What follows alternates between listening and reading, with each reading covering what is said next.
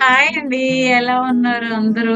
బాగున్నారా? నాకైతే కొద్దిగా కన్ను వాచిందండి లెఫ్ట్ సైడ్ కన్ను.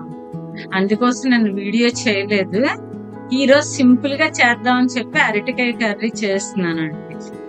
అది కూడా ముందు బాండీ పెట్టుకొని ఇండక్షన్ మీద చేస్తున్నాను. ముందు బాండీ పెట్టుకొని అందులో తరిగిన అరటికాయ పీసెస్ అందులో వేసి నూనెలోని ఉప్పు, పసుపు 2 వేసి మనం ఏం చేయాలంటే చింతపండు ఆల్రెడీ మా నీళ్ళలో నానబెట్టి ఉంచుకోవాలి చింతపండు.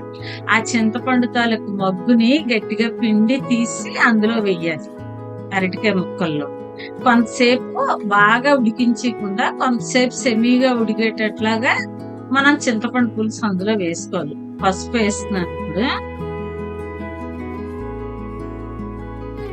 పసుపు వేస్తున్నాను.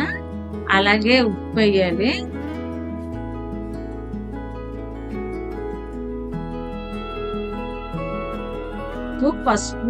పసుపు ఉప్పు అయిన తర్వాత ఈ చింతపండు రసం అందులో వేసేయాలి.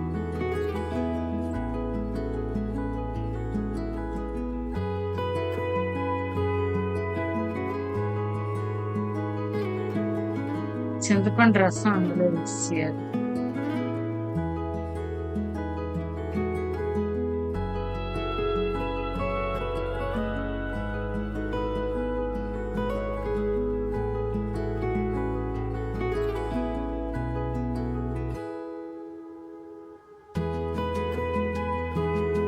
ఇది లేట్ గా నానబెట్టానండి అందుకని కొద్దిగా గట్టిగా చేసి ఆ జ్యూస్ చింతపండు తాలూకు రసం అందులో వేసి కొంతసేపు ఉడకనివ్వాలన్నమాట. మరి ముద్దగా కాకుండా కొంతవరకు సెమీగా ఉడకనివ్వాలి.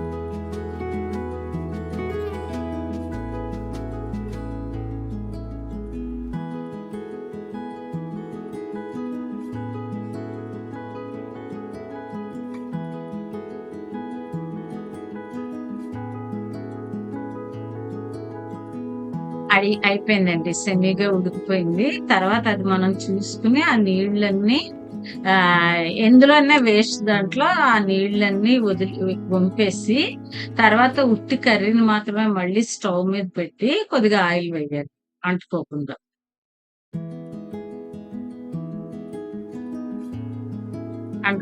కొద్దిగా ఆయిల్ వేయాలి.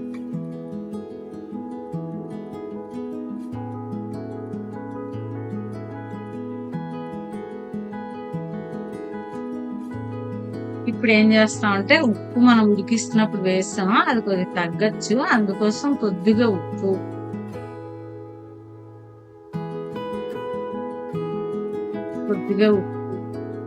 నెక్స్ట్ ఏంటంటే కారం కూడా వేయాలి. వేస్తాను అనుకుంటున్నా.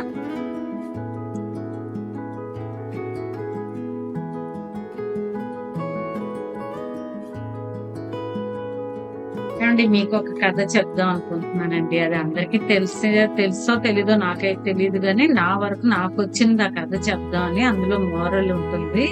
అదేంటంటే చాలా మంది జనం ఎక్కడికైనా వెళ్ళాలంటే అవతల పక్కకి వెళ్ళాలన్నా ఎక్కడికైనా వెళ్ళాలన్నా ఒక రాయిని గుద్దుకుంటూ వెళ్తూ ఉంటారు అనమాట.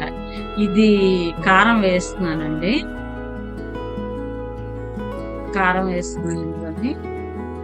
ఆ తర్వాత మెంతి పౌడర్. మొన్న మీకు చెప్పాను కదా వంకాయ కర్రీలో మెంతి పౌడర్ అదనమాట. కన్ను వాచిందండి నాకు బాగా కన్ను.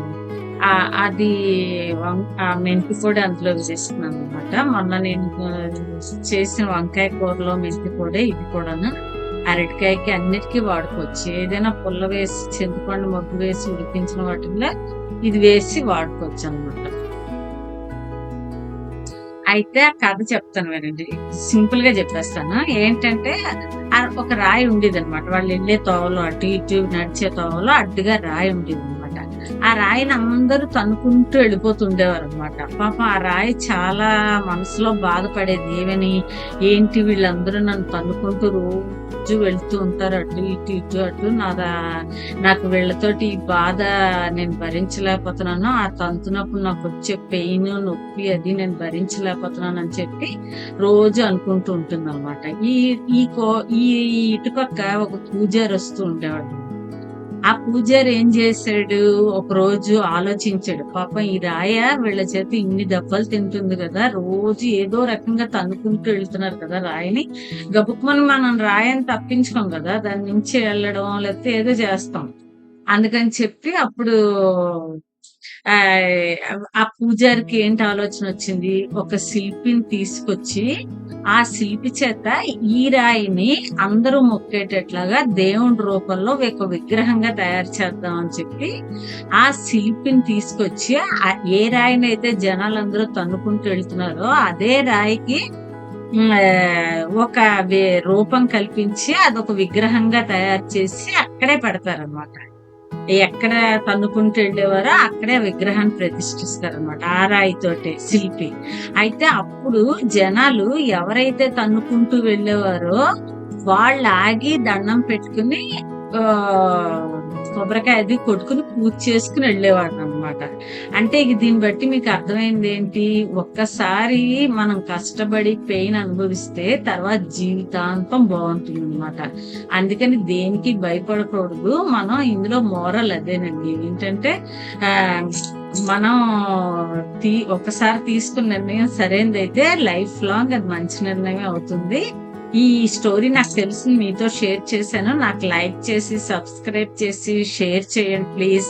నెక్స్ట్ ఏంటంటే నాకు కామెంట్స్ పెట్టండి ప్లీజ్. నా వీడియోకి ఎంకరేజ్‌మెంట్ ఇచ్చి నాకు ఎలాగైనా వ్యూస్ వచ్చేటట్లాగా అలాగా మీరు షేర్ చేసి గ్రూప్స్‌లో పెట్టి నాకు ఎంకరేజ్ చేస్తారని ఆశిస్తున్నాను. ఉంటానండి. Thank you very much for watching our channel. Thank you very much అండి. ఉంటాను. బాయ్ అండి.